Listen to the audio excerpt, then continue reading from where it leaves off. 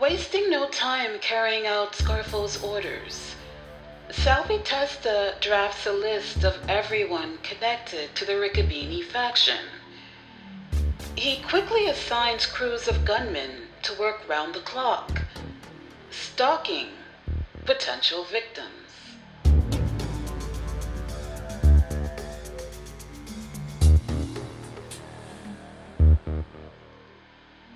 Within days, Salvatore Wayne Grande, an ambitious Scarfo assassin and trusted member of Salvie's crew, young executioners, catches Harry the Hunchback Riccobene on a South Philadelphia street corner, standing in a phone booth, all by himself. He had just finished a conversation with his 23-year-old girlfriend. The Hunchback was a sitting duck.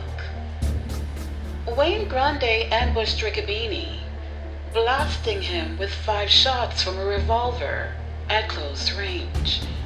Miraculously, the 73-year-old Hunchback was able to wrestle the gun away from the 28-year-old Grande before he could finish the job.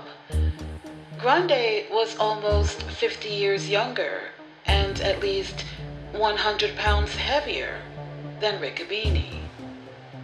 When Philadelphia police arrived moments after the ambush, Grande was gone and Riccobene was leaning up against the phone booth, bleeding, with an empty revolver in hand. He told police he had no idea who had shot him. An investigator then asked Riccobene how he got the gun away from the shooter.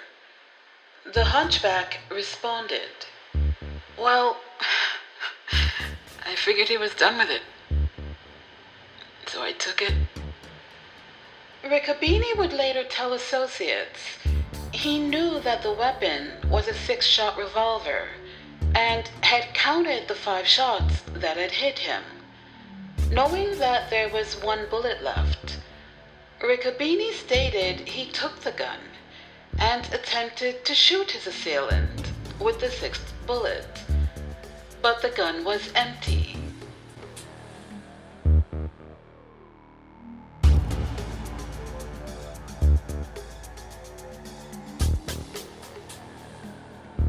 Things were at a standstill.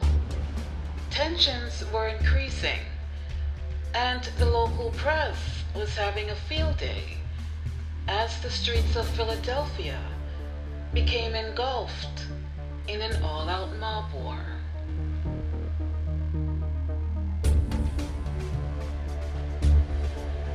On a muggy Saturday afternoon in July of 1982, the kind of day when half of South Philadelphia heads for the Jersey Shore, Salvatore Salvie Testa sat on a wooden crate outside a pizza shop in the 9th Street Italian Market, eating raw clams out of a bucket with members of his crew. Joe Medulla and Victor DeLuca drove by, spotted Scarfo's street boss, and made another pass. Only this time, Medulla aimed a shotgun out the window and blasted away. Salvie was blown off the wooden crate as shotgun pellets tore away a part of his left arm.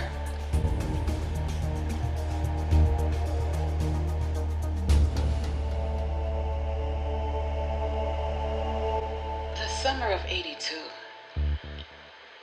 The break I needed from Sal got made for me.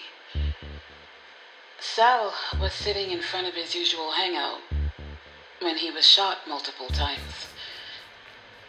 He was rushed to the hospital in critical condition. He didn't die, but he was in surgery for about 1,000 years. They were working to put him back together.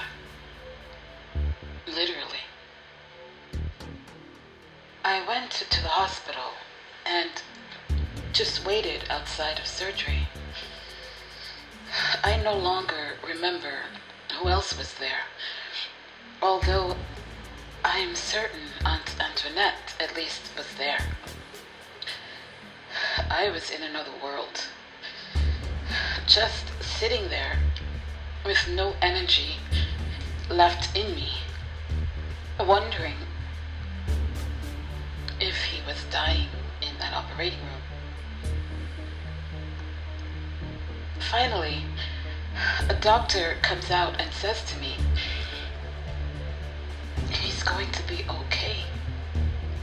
All I wanted to do was crawl on my knees to him, thanking God he hadn't died.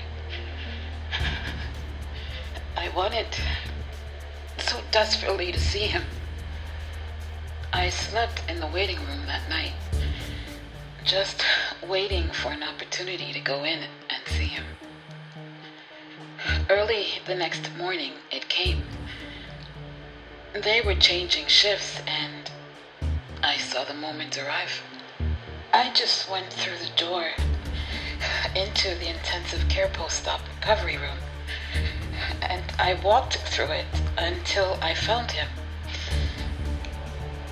It was like a scene from a movie, exaggerated and over the top. He was surrounded by all sorts of beeping machines and covered in bandages and tape, tubes and needles in his arms. But his eyes, they were open. "Sal, it's me. It's Rosina.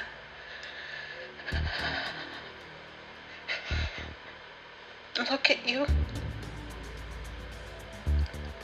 Look what they've done. Look what they've done. Oh, God. I love you. I love you. I love you. Oh, I love you. Look what they've done." His eyes moved. His eyes and his eyebrows.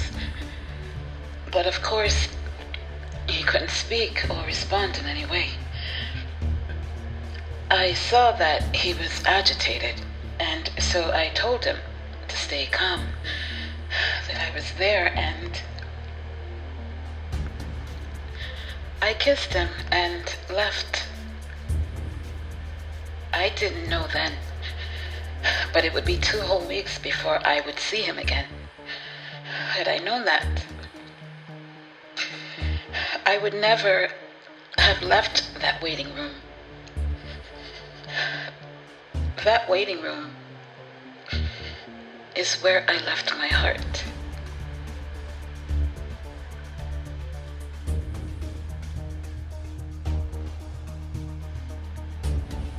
Shortly after the shooting of Salvie Testa in the Italian market, a second attempt was made to take out the hunchback.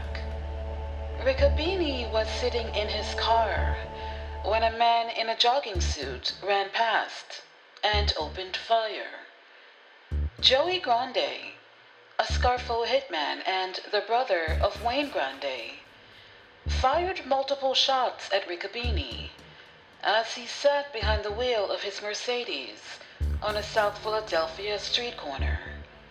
Once again, the old man survived, failing to take a single bullet. Sal remained in intensive care for a while. I stayed away because his sister, Maria, was very angry that I, that first morning, had been there and got in to see him. She said that my presence could have upset him greatly, and that he needed to rest. But most importantly, only family should be present in any case. Only family. It took a while for those words to sink through my skull. And the way I coped with this nastiness was to recoil and withdraw and disappear. And I did just that for 2 weeks. When I returned, I found a situation I didn't recognize at all. Sal's sister was there, pregnant with her first child, sitting by his bed, keeping him company. I could not have been met with more coldness or less welcome if I had been one of the shooters myself. I tried to ignore it, and I tried to start a conversation. But Sal didn't even want to look at me. Honestly. Both of them received me with such iciness that even thinking about it today, I still get that same heavy pain deep in my stomach. I had no idea what I had done. The walls around them just felt impenetrable to me, and I felt a despair that had no end. I was also pregnant then, about 3 weeks. I had just found out a few days earlier. But there was no way I could tell him. Considering the impenetrable wall of ice in front of me, I was certain I could not tell him. So I kept it to myself, trying to figure out what I would do. I went back a few more times, but they literally would not speak to me or even look in my direction.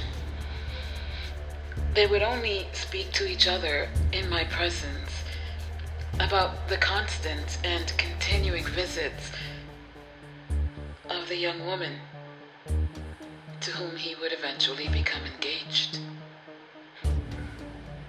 My fucking despair and sadness were overwhelming. After that day, I never attempted to contact Sal in any way ever again.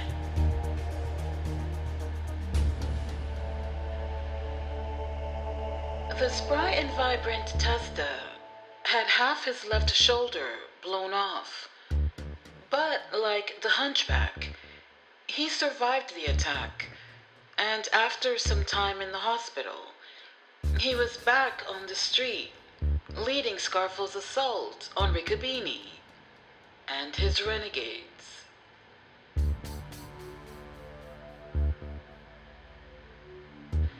Caramondi, whose stature had improved after he and Ianich completed the Spirito contract, became a major player during this bizarre and bloody period in the Philadelphia underworld.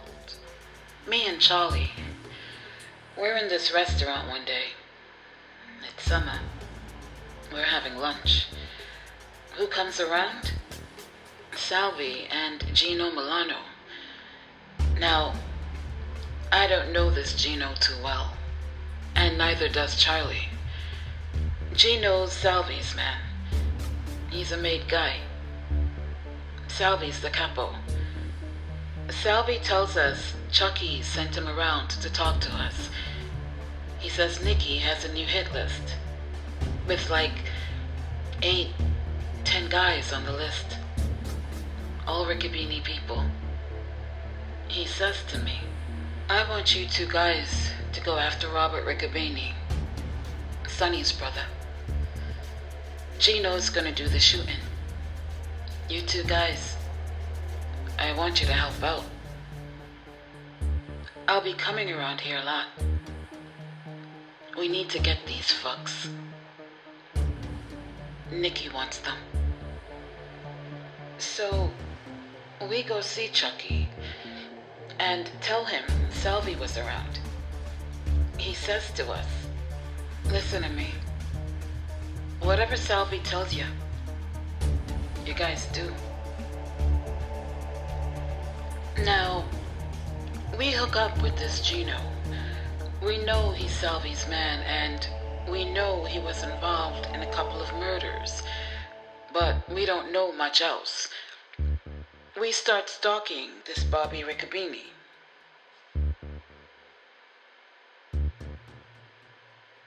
Eugene Gino Milano was part of the new breed of the Philadelphia mob. He was just 23 years old and was already a made member, brought into the fold by Scarfo on the recommendation of Salvie. Milano didn't really know Scarfo, Leonetti, or most of the other leaders of the family. He was Salvie's friend as well as his associate. His loyalty was to Salvie rather than to the organization. Milano's real job was to stay close to Salvie, who was then in the midst of avenging his father's death. He was formally initiated into the family in 1982, after the beating of Frank D'Alfonso and the murder of Frank Narducci. Now, despite the fact that Caramondi and Ianich were old enough to be Milano's father, and that they each had 20 more years of street experience, they were forced to defer to young Gino in the stalking of Robert Riccobene. Riccobene was the caretaker of one of his brother's more lucrative operations, illegal poker machines. Caramondi learned that he made rounds weekly to pick up the take from the machines, which had been placed in various stores and restaurants throughout South Philadelphia. One corner store at 7th and Tasker Streets seemed like the perfect spot for an ambush, and so Caramondi set the wheels in motion for a killing.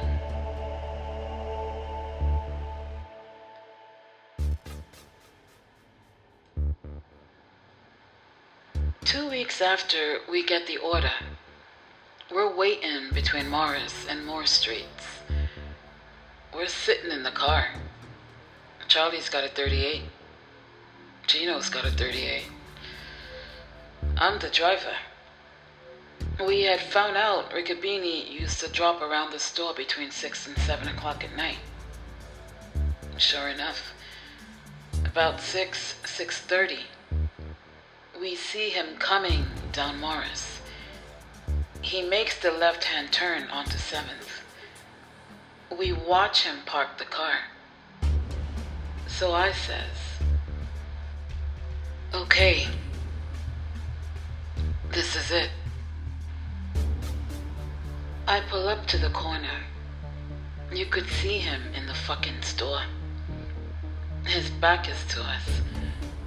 They're supposed to go in, shoot him, jump back in the car, and then I take off. So I pull up. Charlie's on the end. Gino's in the middle. All of a sudden, Gino says, I don't like it.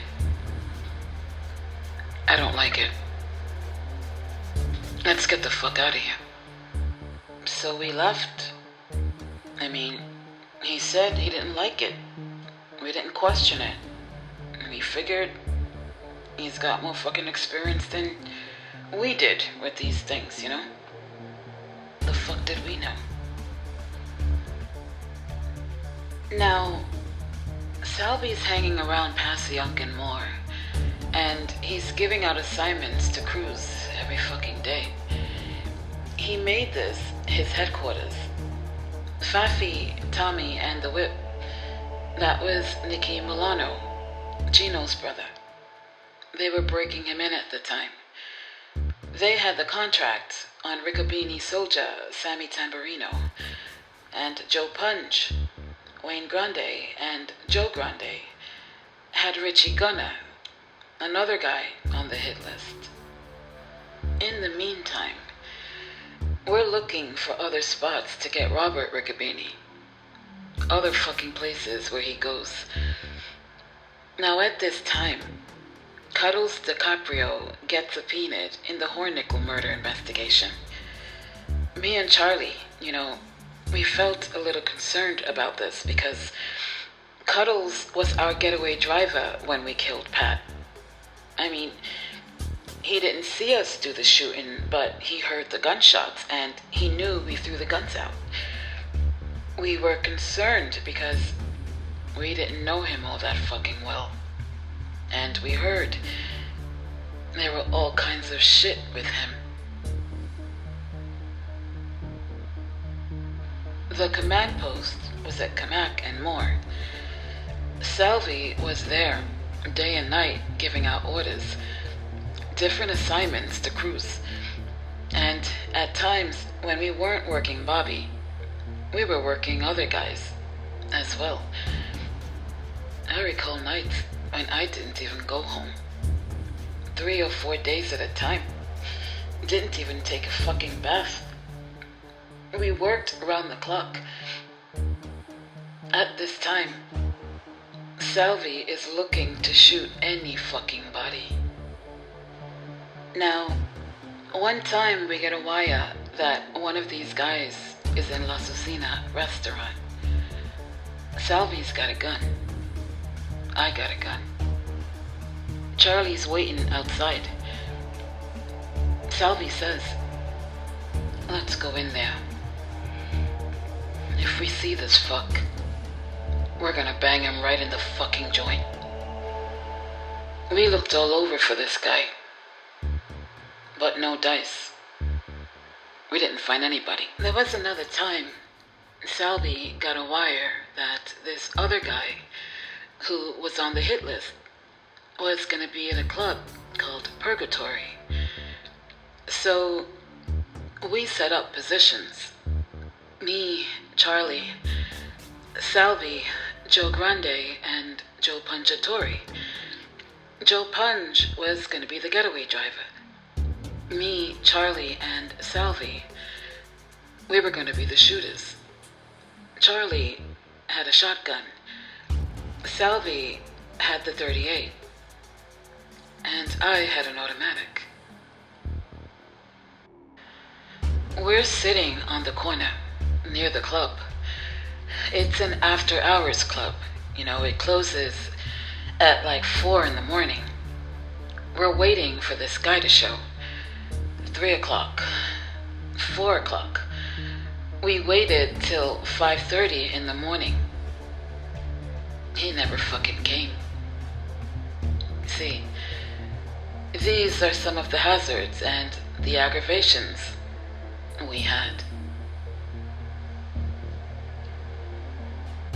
Early that fall, another Riccobene associate named Frank Martinez was added to the hit list. Martinez was a sometime loan shark and a full-time carpenter who had passed the remark that he was neither concerned nor afraid of Salvie Testa and the people he was with. Salvie was fucking enraged at this. Tommy Del Giorno and Francis Fafi Inarella had been assigned the murder contract, but were having trouble carrying it out. Caramondi offered to help. Sitting in a hotel room in Ocean City, Maryland, 5 years later, he calmly proceeded to tell the story of planning the murder of Frank Martinez. He was a kid from my old neighborhood. I knew the guy. Then he took out a yellow legal pad, like Joe Paterno, drawing an off-tackle slant, outlined the ambush that he had set up, pointing out the strategic use of blockers, whose cars would seal off the neighborhood until the gunmen had a chance to get away. They used 27 blockers the time they killed Carmine Galante in New York. They killed him in a fucking restaurant, but they had 27 blockers to keep the streets clear. Caramondi needed only 4. He placed a blocker on each corner around Martinez's home at 914 Morris Street. Once they heard the shots, they pulled their cars into the streets, blocking off any oncoming traffic until the getaway car had cleared the area. The plan went off without a hitch, but he was so caught up in the strategy of it all that he seemed to lose sight of the fact that a man was being shot. It had become business, just like the scams and the flim-flams. Murder was part of what he did now, part of what he was. He accepted that, and he assumed those on the other side of the pistols and shotguns accepted it too. There was no room for remorse. Here's my fucking philosophy. A guy thinks he's buying hot stuff. He's a fucking crook. You can rob him. Guy becomes a part of the mob. He's a killer. You can kill him. It's like playing hide and seek, or cops and fucking robbers. Bang, bang. You're fucking dead. Me and Charlie met at 5 o'clock one morning, and we spot the kid's carpenter truck at 9th and Testa. We park so we can see his house. About 20 after 6, we notice the light goes on in his bedroom. We figure he's just getting up, so we position ourselves. Sure enough, here he comes. He's carrying a big carpenter's toolbox on his shoulder. He walks a block by himself to the truck. I says to Charlie, "Boy, Mr. Big Mouth over there, he's gonna be an easy one." Caramondi reported the findings to Salvie and got the go-ahead for the next day. Joe Pungatori, Frank Narducci Jr., his younger brother, Philip, and Joe Grande were assigned as blockers. Charlie White and Gino Milano were the shooters. Caramondi was to be the getaway driver. The 7 young executioners arranged to meet at 15th and Castle Streets at 6 a.m. I give them their positions, where to park. As soon as they hear shots, they're to pull out and just block the streets for a minute until we get away. This morning, his truck is parked right on the corner where he lives. They all get in position. They all go to these spots. Here's Joe Punch between 9th and 10th on Morris. Here's Joe Grande on 9th Street facing north. Frank Narducci is behind me. Gino and Charlie are on foot, hiding. Charlie's around the corner. Gino's across the street, near this bar. When Martinez finally comes, it's quiet. You can hear a fucking pin drop. It's 6:45 in the morning. He walks to his truck. When Charlie hears him open the truck door, he jumps out from around the corner, right in front, starts shooting. First shot hits him in the fucking chest. Gino comes running, fires 5 times, right into the fucking window. He empties his gun. Charlie shot 3 times, thought he got him twice. Gino thought he got him with whatever the fuck shots he shot. Because when they run back to the car and I pick them up, I says to them, "Is he fucking dead?" "Yeah, he's dead. I hit that motherfucker with every fucking shot, but he missed him." Charlie got him with a shot, and Gino got him once in the arm, but the other 4 must have missed because he must have ducked. So Joe Grande pulls over here. Frankie Narducci pulls out behind me.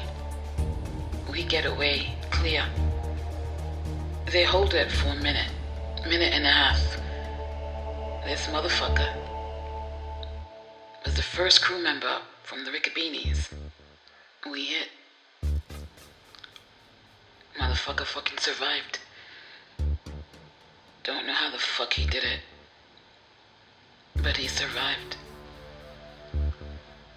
What's funny about it, Tommy and Fafi, they were a little jealous. These motherfuckers were bugged. Because even if we weren't successful, at least we fucking did it. This Martinez, he was the first guy since the incident with Harry who'd taken a fucking shot. The kid didn't die, yeah, but after a lot of frustrating months with Harry and Sonny, over a year it was, we was happy. Salvie was fucking happy. Now everybody starts coming around Kamak and more. Like I said, this was the command post.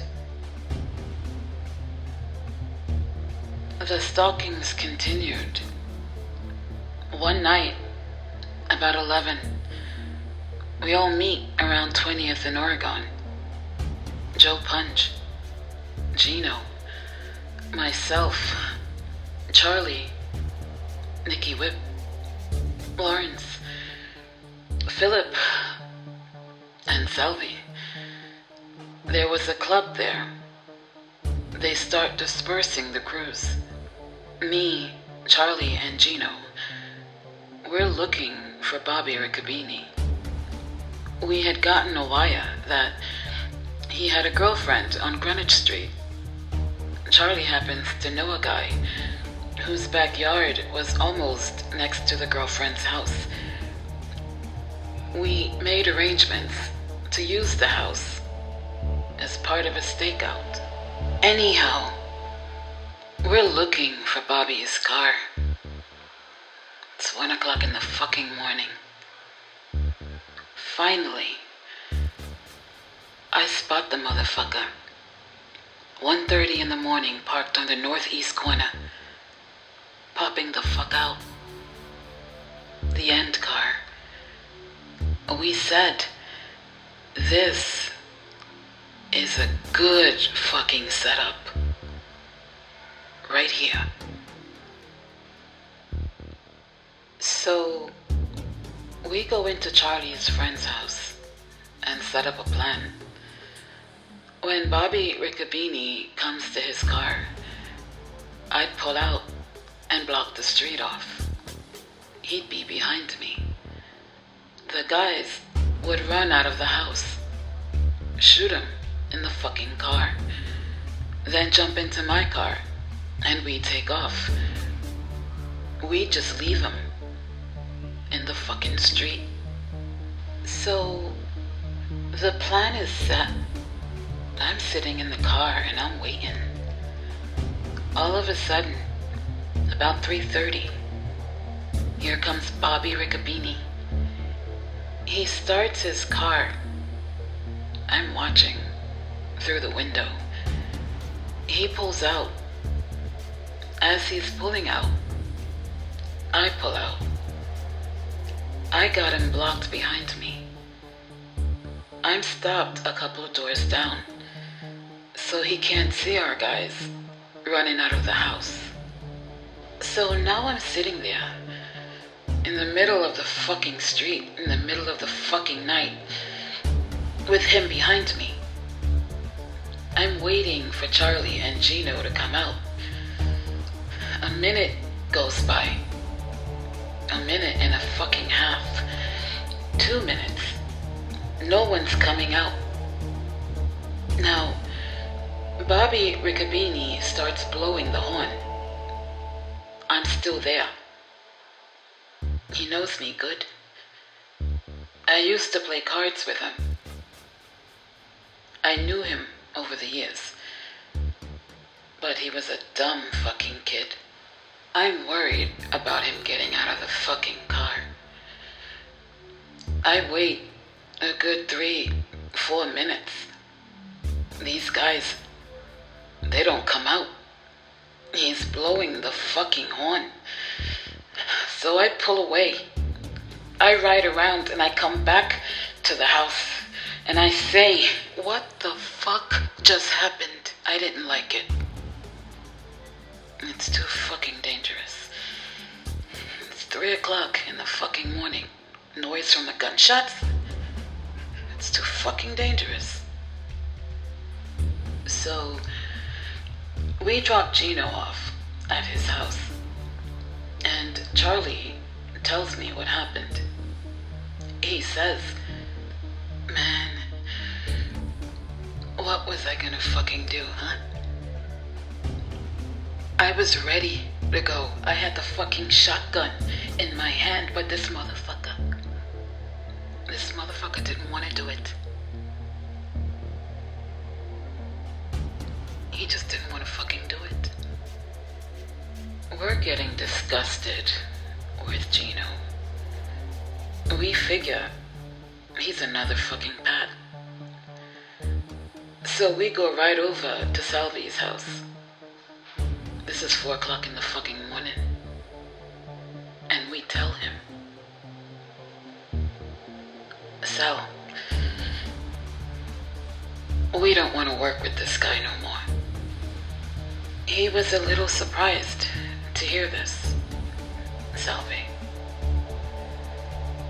We tell him what happened. We tell him the whole fucking story. And he says, okay, I'll take him off the assignment for a while. Gino, he isn't usually like this. See, Gino was one of his main guys. Salvie bragged about him. And for us to beef on him, it was a shock. I said, listen, we don't want to beef. But, I mean, Sal, we're tired. We had the guy fucking dead. It was a good spot. It was a good fucking spot. I mean, these were maybe awful things, but they had to be done. Caramondi figures there were at least a dozen ambushes set for Robert Riccobene over the last 6 months of 1983.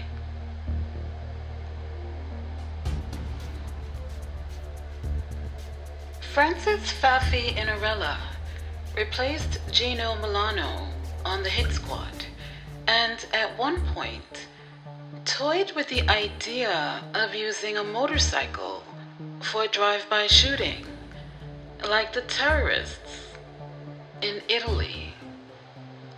In addition to Riccobene, Caramondi and Charlie White had also gotten the ticket for Bobby Rigo, a Riccobene associate in the methamphetamine business.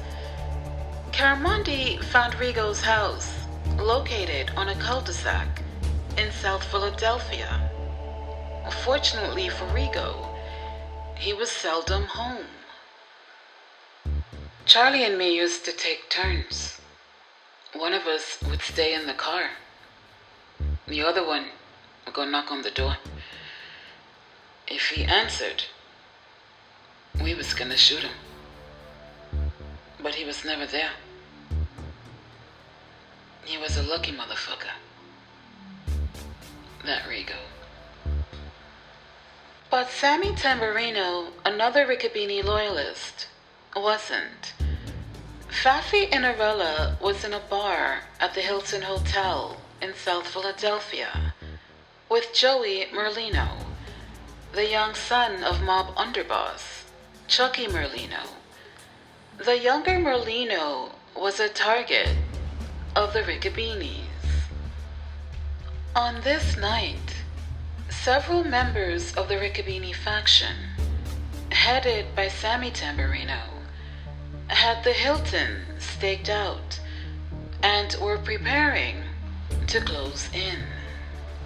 Fafi's aunt was in the hotel that night, so he sent her home to get a gun and bring it back to him. After she came back, he goes up to Tamburino, puts the gun to his head, and announces that he and Joey are walking out. Anybody tries anything, and I'll blow your fucking head off.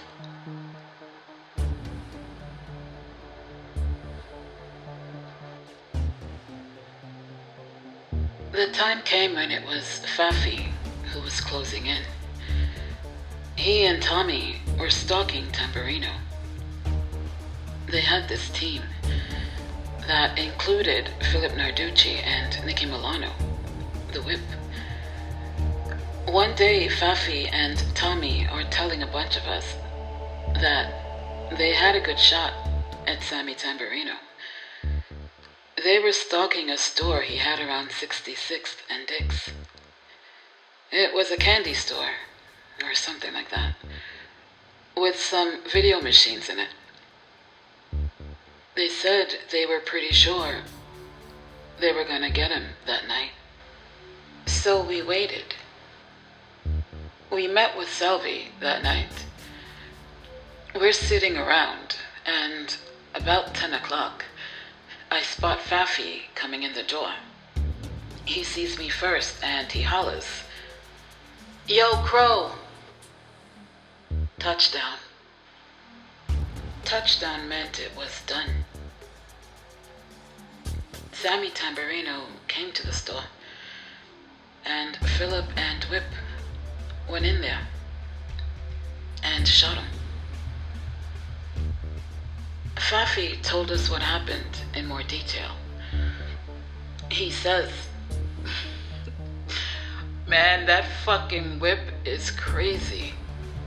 Fafi says they were waiting, and finally they spot Tamburino going into the store, and they tell the Whip, "That's the guy going in there now." Because a lot of our guys didn't know what Harry's guys looked like. Tommy and Fafi tell him it's the guy with the green sweater. So they go in the store. They buy some chewing gum or some shit, and they come out. They say to Tommy and Fafi, "The guy don't got on a green sweater. It's a blue fucking sweater. That's the fucking guy. Get the fuck back in there." So they run back in, and they finally bang the guy. They said the mother was standing there, screaming.